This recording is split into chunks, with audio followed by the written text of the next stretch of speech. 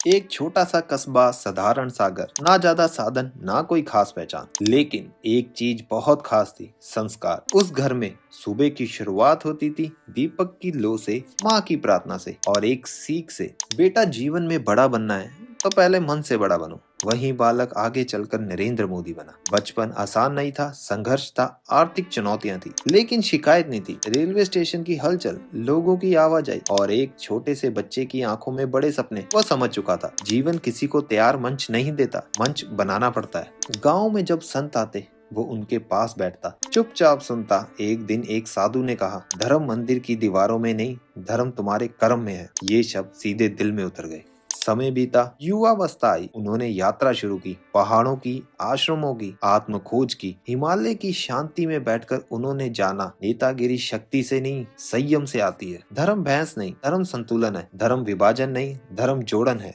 उनकी समस्याएं समझना, वो भाषण नहीं देते थे, वो संवाद करते थे। उनकी सोच साफ थी, राष्ट्र सेवा ही सबसे बड़ी पूजा है। जब उन्हें बड़े पद की जिम्मेदारी मिली, देश की उम्मीद भी साथ आई। आलोचनाएं, चुनौतियां, निर्णय लेने का दबाव, लेकिन हर सुबह की शुरुआत अब भी होती थी, योगा से, ध्यान से और वही पुरानी सीख से, कर्म ही पूजा है। त्योहार आते हैं, दीपावली हो, होली हो या कोई और पर्व, उनका संदेश एक ही रहता है, त्योहार केवल उत्साह नहीं, एकता का अवसर है। कठिन समय भी आया, देश ने चुनौतियां देखी, लेकिन उन्होंने कहा, जब 140 करोड़ लोग साथ खड़े हों तो कोई संकट बड़ा नहीं होता। नेतागिरी करना केवल फैसला लेना नहीं है, नेतागिरी करना भरोसा देना है। उनकी यात्रा हमें क्या सिखाती है कि धर्म का अर्थ केवल पूजा नहीं, कर्तव्य है, कि सेवा केवल शब्द नहीं, जीवन का मार्ग है, कि एक साधारण परिवार का बालक भी अगर आस्था और कर्म को साथ ले चले तो इतिहास लिख सकता है। ये कहानी केवल एक व्यक्ति की नहीं, ये कहानी उस विचार की है जहाँ नेतागिरी में आस्था हो, निर्णय लेने में संतुलन हो और लक्ष्य में राष्ट्र हो।